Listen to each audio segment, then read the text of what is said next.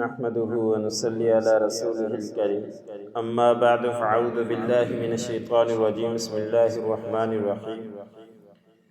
وهو الذي مد الأرض وجعل فيها رواسي وأنهارا ومن كل الثمرات جعل فيها زوجين اثنين يغشي الليل النهار إن في ذلك لآيات لقوم يتفكرون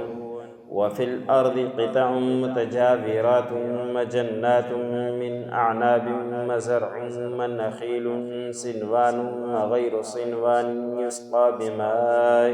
واحد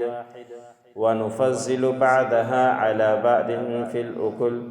إن في ذلك لآيات لقوم يعقلون وإن تعجب فعجب قولهم أإذا كنا ترابا أإنا لفي خلق جديد أولئك الذين كفروا بربهم وأولئك الأغلال في أعناقهم وأولئك أصحاب النار هم فيها خالدون۔ سورۃ الرعد کا درس چل رہا ہے۔ اسی سورت کی آیت نمبر 3 سے لے کر 5 تک تلاوت کی گئی۔ گزشتہ آیتوں کے اندر اللہ رب العزت نے وحدانیت کی نشانی کے اندر بیان فرمایا تھا کہ یہ لوگ آسمان کی طرف نہیں دیکھتے کہ کتنا بڑا آسمان اللہ رب العزت نے بنا دیا۔ کیا کوئی اس طرح کا ہے کہ آسمان بنا کے دکھلا دے کہ کب سے دنیا قائم ہے اور آسمان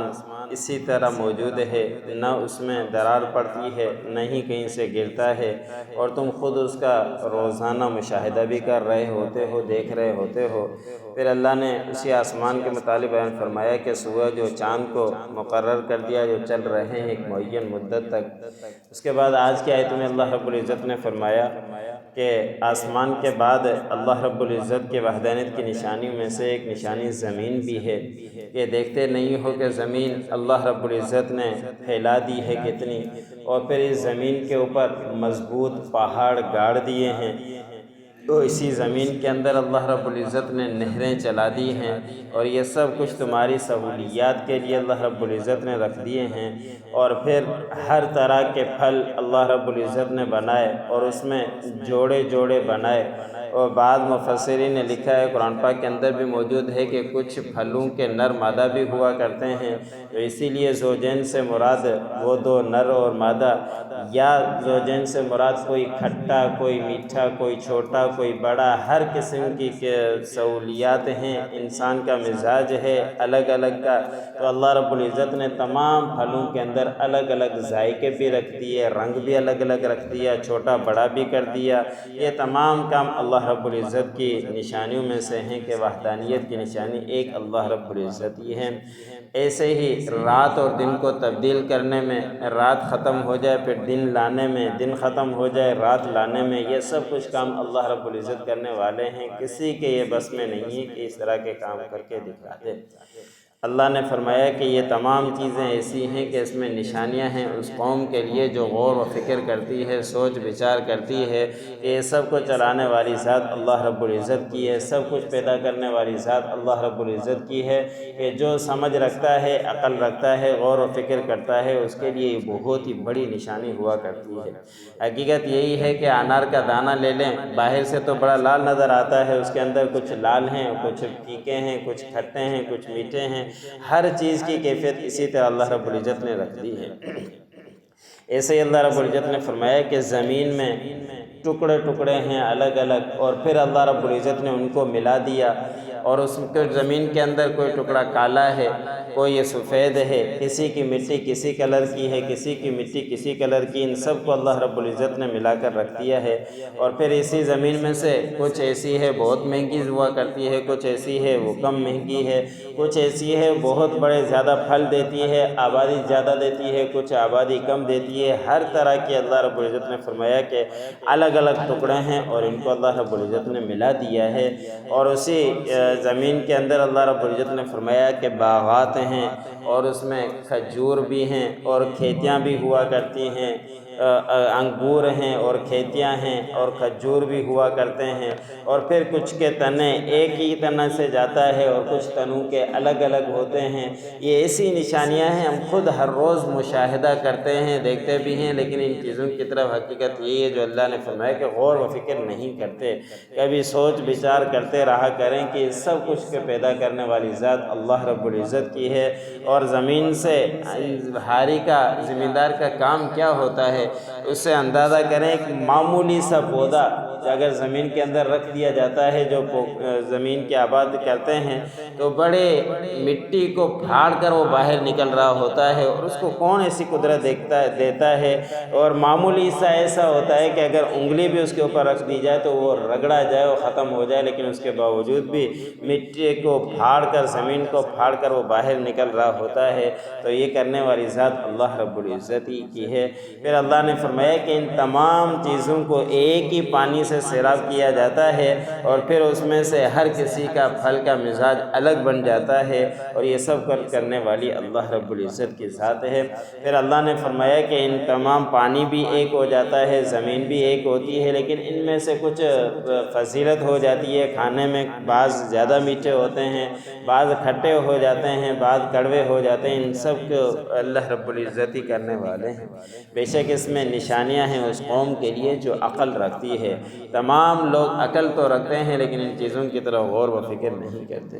اگلی آیت کے اندر اللہ رب العزت نے فرمایا کہ اگر آپ کو تعجب ہو تو تعجب ہو ان کی اس بات کے اوپر۔ مفسر نے لکھا ہے کہ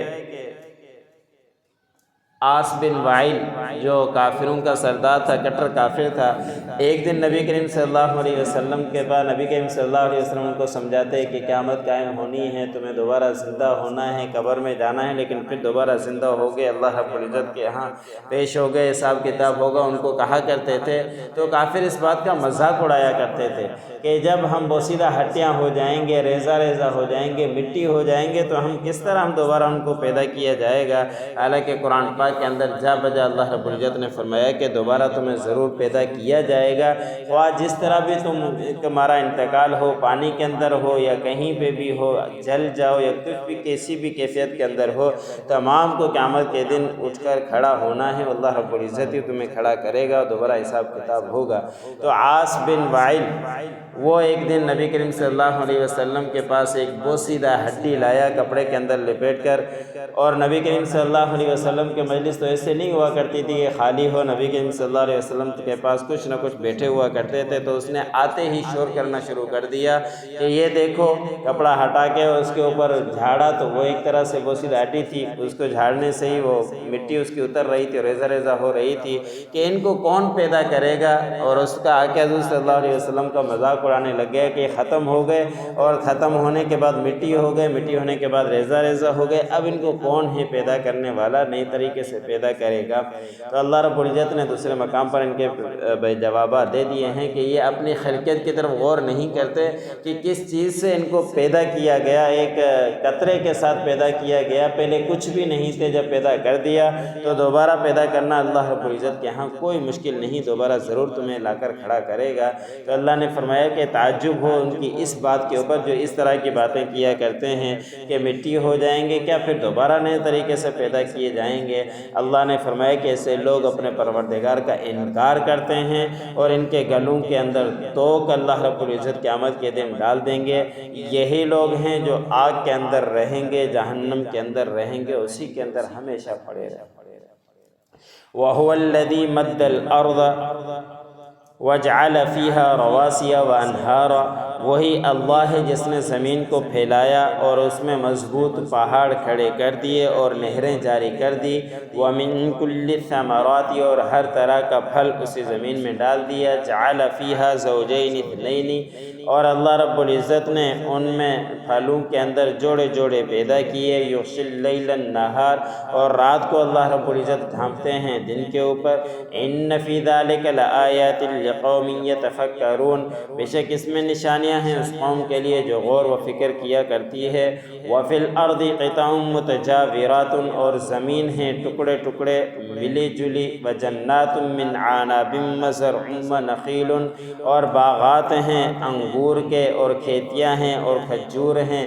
اور اس کے اندر